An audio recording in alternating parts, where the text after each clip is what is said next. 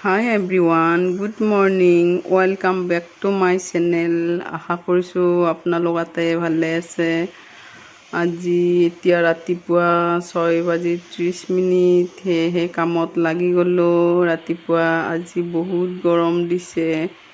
ৰাতিপুৱা সময়তে ইমান গৰম আৰু পিছলৈকে কি হ'ব নাজানো। আজিৰ দিনটো কেনেকৈ কি কৰোঁ। আজি ভাবিছোঁ গৰম বহুত, সেয়েহে সাবুদানাকে খাওঁ, ৰাতিপুৱা তিয়াই থওঁ, তাৰপিছত খায়ো ভাল লাগে। বাকী বেলেগ আৰু নাস্তা নকৰোঁ। আজি ভাবিছোঁ এই সাবুদানাকে কল আৰু গাখীৰৰ লগত ধুনীয়াকৈ সানি খাম। এয়া এতিয়া তিয়াই থওঁ। গৰমত খাই চাবচোন, এনেকৈ ভিজাই থোৱা সাবুদানা পেটৰ কাৰণে বিৰাট ভাল আৰু পেটটো ঠাণ্ডা পৰি থাকে বেছি গৰম দিলে খালে। মাজে মাজে খাওঁ গৰম দিলে। এইকেইদিন যিহেতু বহুত গৰম দি আছে, সেয়েহে ভাবিছোঁ আজি ৰুটি, পৰঠা, ভাত এইবিলাক একো নকৰি সাবুদানা আধা ঘণ্টামান লাগিব, যিহেতু ডাঙৰ এইটো সাবুটো। তাৰপিছত ভালকৈ ভিজিবলৈ থৈ দিওঁ ঢাকনি মাৰি।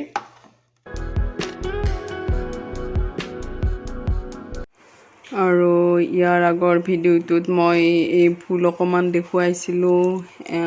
যোৱাকালি নাৰ্চাৰী পৰা কেইজোপামান ফুল আনিছিলে, সেয়েহে এইডাল চাওকচোন, ফুলৰ কালাৰ ইমান ধুনীয়া, অৰেঞ্জ।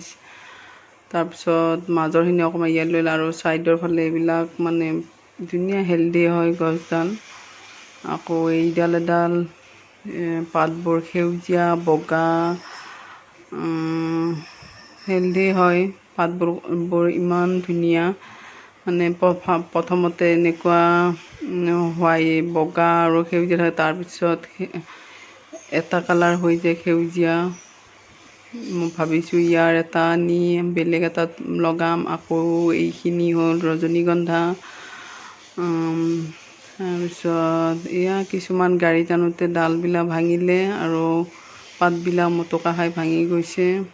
ভাবিছোঁ ইয়াৰো দুটা টাবত দিম বা ছাইডত মাটিতো দিব পাৰোঁ।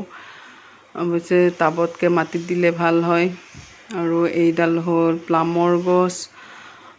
ইয়াৰ আগতে ব্লগ এটাত দেখিছিলে, আমাৰ ছাদৰ ওপৰত বহুত ধৰণৰ ফল মূলৰ গছ আছে আৰু এইডাল এতিয়া প্লাম নাছিলে, সেয়েহে আনিলে। এইডাল তলতে দিম বুলি ভাবিছে।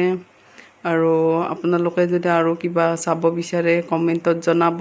এনেকুৱা ফ্ৰুটছৰ গছ বহুত আছে আৰু ফুলৰো বহুত ভেৰাইটি আছে, অৰ্কিড বা এনেকুৱা ধৰণৰ। আৰু এইডাল মানি প্লাণ্ট মই দুটা ডাল বেলেগ এটা টবৰ পৰা কাটি ইয়াতে ৰুইছিলোঁ, কিন্তু এতিয়া দেখিছোঁ ধুনীয়া হৈছে পাতবিলাক। বেছি দিন হোৱা নাই, এসপ্তাহমান হৈছে, তেতিয়াই ধুনীয়াকৈ এইটো পোকে খাইছে কিবা পাতটো, আৰু এইফালে এইটো কালাৰটো ধুনীয়া আহিছে। এইটো এতিয়া গ্ৰীণ, কেইদিনমান যোৱাৰ পিছত য়েল্ল' হৈ যাব। আৰু এই চুপ কচু, কি নাম মই নাজানো, আপোনালোকে জানে যদি কমেণ্টত ক'বচোন, লিখি দিব কি হয় এইটো নাম। ফাৰ্ষ্টতে এনেকুৱা ধুনীয়া লাগে বস্তুটো, আৰু এইটো এটা দুটা কালাৰ, আৰু এইটো এটা লাইট য়েল্ল' গ্ৰীণ, ইমান ধুনীয়া। এইডাল মই অৱশ্যে কচু বুলিয়ে কৈ থলোঁ, কিন্তু মই বহুত ফুলৰ নাম নাজানো। আচলতে এওঁ জানে, কিন্তু মই নাজানো। আমাৰ ঘৰত বহুত ধৰণৰ ভেৰাইটি আছে। আৰু এইটো এটা চাওকচোন, ইমান ধুনীয়া পাতবোৰ। দূৰৰ পৰা চালে আৰু পটককৈ চালে প্লাষ্টিক যেন লাগে। এইটো এটা সৰু পোখা ওলাইছে, ধুনীয়া। আৰু এইডাল মেইন গছ হয়, তেৰা হৈ গৈছে এইডাল, কিন্তু এই এডালৰ পৰা 5ডাল হৈছিলে। এই ছাইডত এই দুটা, আৰু ইয়াৰ ওচৰৰ পৰা এটা নি কিনে বেলেগ এটা টবত দিছোঁ। তাৰপিছত ইয়াত এইটো আকৌ ওলাইছে।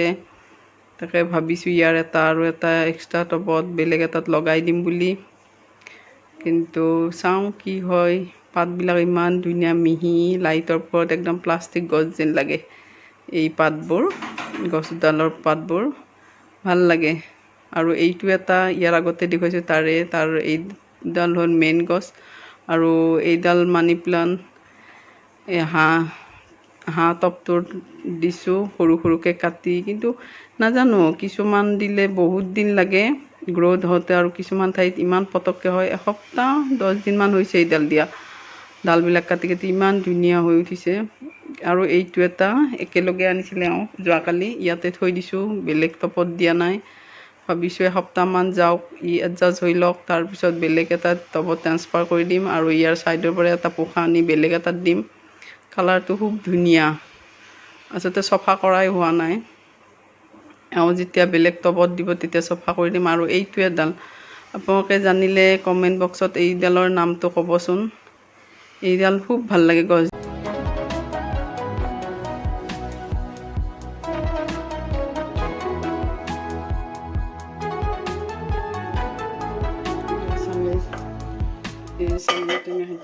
আজি চাঙাৰী টেঙাৰ জোল বনাব ওলাইছোঁ, সেয়েহে অকণমান পানী দি দিছোঁ। এই পানীখিনি দি চাঙাৰী টেঙাহঁতি বইল হোৱাৰ পিছত আমি চাঙাৰী টেঙাহঁতি ভালকৈ বইল হ'ব, পানী দি দিছোঁ। বইল হোৱাৰ পিছত চাঙাৰী টেঙাহঁতি কালাৰটো বেলেগ হৈ যাব। তাৰপিছত আমি নমাই ঠাণ্ডা হোৱাৰ পিছত চাঙাৰী টেঙাহঁতি ভালকৈ মঠি জোলটো উলিয়াই লৈ তাৰপিছত মাছৰ লগত বনাম। অলপ দি দিলোঁ, মাছখিনি ভাজি লওঁ পাছতে।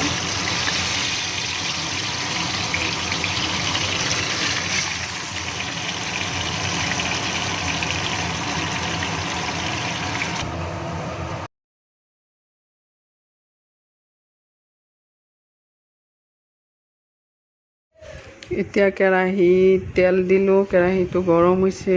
ইয়াতে পাঁচফোৰণ দিম, তাৰপিছত বস্তুখিনি নমাই লৈছোঁ একেলগে। এয়া পাঁচফোৰণ দিছোঁ, তাৰপিছত ইয়াত পাঁচফোৰণ কম পৰিমাণে, আৰু ইয়াত 2-3টা শুকান জলকীয়া ভাঙি দিলোঁ। তাৰপিছত অকণমান লৰাই দিম বস্তুখিনি। পাঁচফোৰণখিনি অকণমান ভজা হ'লে ইয়াতে অকণমান লাহে লাহে লৰাই দিছোঁ, বস্তুটো মিক্স হ'ব। মিক্স হোৱাৰ পিছত এয়া আপোনালোকে চাঙাৰী টেঙাৰ জোল খাইছেনে বাৰু? বেছি এটা ঝামেলা নাই চাঙাৰী টেঙা বনাবৰ কাৰণে, আৰু গৰমত পেটৰ কাৰণেও ভাল, খায়ো ভাল, বনাবও সহজ। এয়া হালধি দিলোঁ, তাৰপিছত মই তেলতে নিমখ চিমখ দি লওঁ, আন্দাজ হৈ গৈছে। বেছি কেতিয়াও নহয়, আৰু কেতিয়াবা অকণমান কম হয়, কিন্তু বেছি হোৱা নাই এতিয়ালৈকে। আকৌ এইখিনি অকণমান লৰাই দিওঁ ভালদৰে, কালাৰটো ভাল হ'ব তেতিয়াহ'লে। হালধিখিনি ভাজা, এতিয়া সিজাই লোৱা চাঙাৰী টেঙাৰ পানীখিনি ইয়াতে দি দিছোঁ। গৰম কৰি উতলাই লৈছিলোঁ, ইয়াতে দি দিছোঁ। সেয়া কালাৰটো ইমান ধুনীয়া হৈছে। মই মানে চাঙাৰী টেঙাৰ সিজোৱাৰ পিছত চাঙাৰী টেঙাহেঁতি হাতেৰে মঠি ৰসটো উলিয়াই লৈছোঁ। উলিয়াই লৈ অকণমান গৰম হ'ব দিছোঁ গেছত। গৰম হোৱাৰ পিছত ইয়াতে হালধি, পাঁচফোৰণ আপোনালোকে দেখিছেই নহয়। তাৰপিছত পানীখিনি ঢালি দিছোঁ, দি কিনে অকণমান এনেকৈ লৰাই দিওঁ, বস্তুটো মিক্স হ'ব। এনেকৈ অকণমান উতলক 2-3 মিনিট। এইটো হয় মেলি মই ঢাকনিখন উলিয়াওঁ, অকণমান কেৰাহীটো ঢাকনি মাৰি দিম, তেতিয়াহ'লে অকণমান সোনকালে উতলিব তৰকাৰীখিনি। সেইখিনি সময়তে মই চিংকত থকা 2টামান বাচন মাজি ল'লোঁ। তাৰপিছত এফালে তৰকাৰীখিনিও উতলি থাকক আৰু আনফালে মোৰ কামখিনিও হৈ যাওক বুলি। ইয়াতে এতিয়া মই এটা বস্তু দিম, তৰকাৰীখিনি উতলিছেই ভালকৈ, কাষেৰে ধোঁৱাও ওলাই গৈছে। ইয়াতে মই 2টা বস্তু মিলাই দিম, অকণমান ময়দা আৰু অকণমান চাউলৰ গুড়ি। দুইখিনি বস্তু মিক্স কৰিম ধুনীয়াকৈ, পানী জোখৰ দি অকণমান লৈছোঁ, এচামুচ দুইবিধ বস্তু মিক্স কৰি লৈছোঁ, আৰু পানীৰে ধুনীয়াকৈ মিলাই লৈ এইখিনি জোলত ঢালি দিছোঁ। মানে চাঙাৰী টেঙাৰ জোলখিনি যেতিয়া উতলিছে, তেতিয়া উতলাত এইখিনি আমাৰ ভাষাত, আমাৰ ইয়াতে বটান গুড়া বুলি কয়। আৰু ইয়াৰ পিছত অকণমান লৰাই দিম যাতে গুটি গুটি হৈ নাথাকে। আটা আৰু চাউলখিনি যিখিনি মিক্স কৰি দি দিছিলোঁ, সেইখিনি যাতে গুটি গুটি হৈ নাথাকে। উতলিলে অৱশ্যে গুটি গুটি নহয়। এতিয়া এয়া অকণমান হৈ গৈছে, মিলাই দিছোঁ বস্তুখিনি। চাঙাৰী টেঙাৰ জোলটো এতিয়া এইখিনি দিয়াৰ পিছত 2 মিনিট 3 মিনিটমান উতলাৰ পিছত মই জোলটো নমাই দিম। আৰু এতিয়া ইয়াতে 2টা বা 3টা কেঁচা জলকীয়াও দিম। এয়া মাছ দিলোঁ, মাছখিনি দিয়াৰ পিছত মই কেঁচা জলকীয়া 2টা ফালি দিম। মাছখিনি দিয়াৰ পিছত অকণমান উতলিব দিম। তাৰপিছত কেঁচা জলকীয়াকেইটা ফালি 2টা 4টা এনেই চেণ্টৰ কাৰণে কেঁচা জলকীয়া ফালি দিলে গোন্ধটো ধুনীয়া হয়। তাৰপিছত নমোৱাৰ আগে আগে মই অকণমান কেঁচা মিঠাতেল অকণমান দি দিম। এয়া মাছখিনি দি অকণমান লৰাই দিছোঁ। এয়া ভালদৰে লৰাই দিছোঁ। বাছ প্ৰায় তৰকাৰী হ'বৰে হৈছে। এতিয়া ভাবিছিলোঁ পানী অকণমান লাগিব, কিন্তু নালাগে, মই পানীখিনি নমাই দিওঁ। আৰু এইখিনি সময়তে মোৰ 2টামান বাচন ধুব আছে, সেইখিনিও ধুই লওঁ। আৰু এইফালে মাছৰ তৰকাৰীও হৈ থাকিল আৰু সেইফালে মোৰ কামখিনিও হৈ গ'ল তেনেকৈ। আৰু ইয়াতে কেঁচা জলকীয়া দি দিছোঁ 2-3টা। তাৰপিছত এতিয়া মই 2 টোপালমান বা 3 টোপালমান কেঁচা মিঠাতেল দিম। দি বাছ তৰকাৰী হৈ যাব। আৰু আজি ভিডিঅ'টো ইমানতে সামৰি মাৰিলোঁ। ভাল পালে লাইক কৰিব, কমেণ্ট কৰিব, প্লিজ ছাবস্ক্ৰাইব কৰিব নাপাহৰিব।